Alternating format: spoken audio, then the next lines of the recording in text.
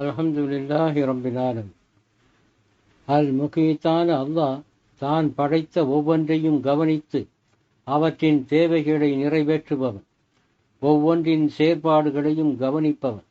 நமது தப்புகள், தவறுகள், நற்செயல்கள், குற்றச் செயல்கள், பாவங்கள், பிழைகள் அனைத்தையும் கவனிப்பவன்.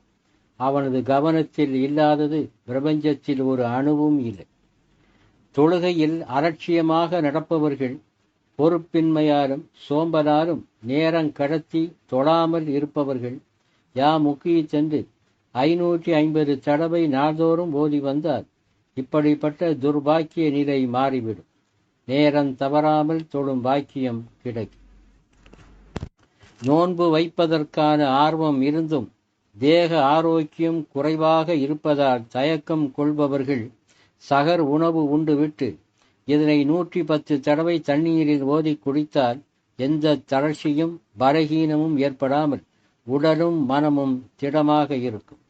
திருமணம் ஆகாத ஆணோ பெண்ணோ யா முகீத் என்று தினமும் 550 தடவை ஓதி வந்தால் இன்ஷா அல்லாஹ் விரைவில் திருமணம் நடக்கும்.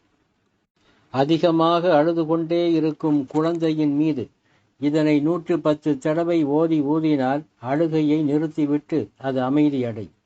தினமும் இதனை 550 தடவை ஓதி வந்தால் வறுமை, கஷ்டம், துன்பம் எதுவும் இல்லாத மகிழ்ச்சியான வாழ்வு அமையும். எதிர்பாராத வகையில் இரணம் வந்து சேர். தொழில் செய்பவர்கள் சுபுகு தொழுத பிறகு இதனை 700 தடவை தினமும் ஓதினால் வியாபார தடைகள் நீங்கி தொய்வில்லாமல் தொழில் நடக்கும். லாபகரமாக அது வளரும்.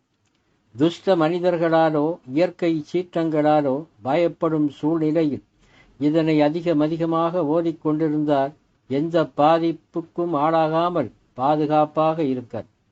2 ரகாத் ஹாஜத் நஃபில் தொழுதுவிட்டு இதனை 1100 தடவை ஓதிய பின் துஆ செய்தார் அதனை அல்லாஹ் நிறைவேற்றி வைப்பார்.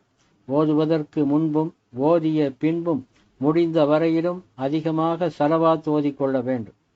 யா முகீத் என்று அதிகமாக ஓதிக்கொண்டிருந்தால் இற எச்சம் மேலோங்கும்.